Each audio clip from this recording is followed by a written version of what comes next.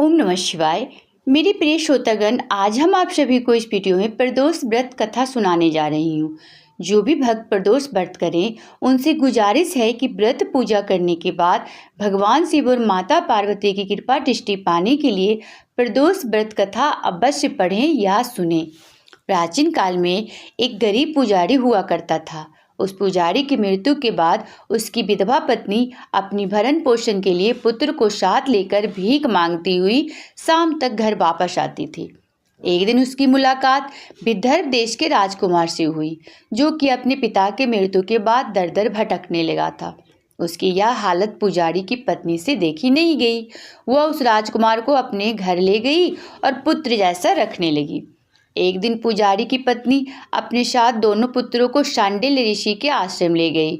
वहां उसने ऋषि से शिव जी के प्रदोष व्रत की कथा एवं विधि सुनी तथा घर जाकर अब वह भी प्रदोष व्रत करने लगी। एक बार दोनों बालक वन में घूम रहे थे। उनमें से पुजारी का बेटा तो घर लौट गया, परंतु राजकुमार वन में ही रह गया। उस राजकुमार ने गंधर्व कन्याओं को क्रीड़ा करते हुए देखा तो उनसे बात करने लगा। उस कन्या का नाम अंशुमति था।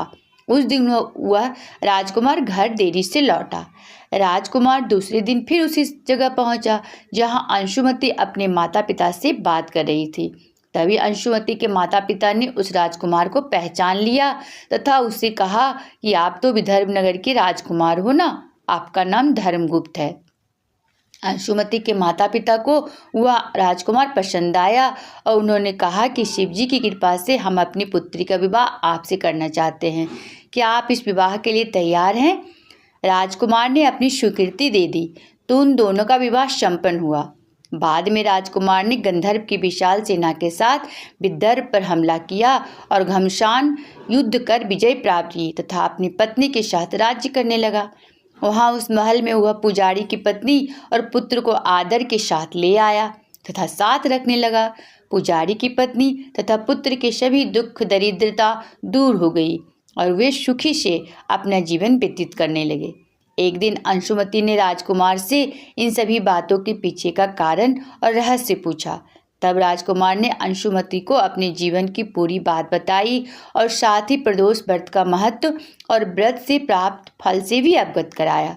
उस दिन से प्रदोष व्रत की प्रतिष्ठा व महत्व बढ़ गया तथा मान्यता अनुसार लोग यह व्रत करने लगे। कई जगहों पर अपनी श्रद्धा के अनुसार स्त्री पुरुष दोनों ही यह व्रत करते हैं। इस व्रत को करने से मनुष्य के सभी कष्ट और पाप नष्ट हो जाते हैं एवं मनुष्य को अभीष्ट की प्राप्ति होती है। और मेरी प्रिय श्रोतागण, यदि आप सभी को आज की कथा अच्छी लगी हो तो वीडियो को लाइक और चैनल को सब्सक्राइब जरूर करें।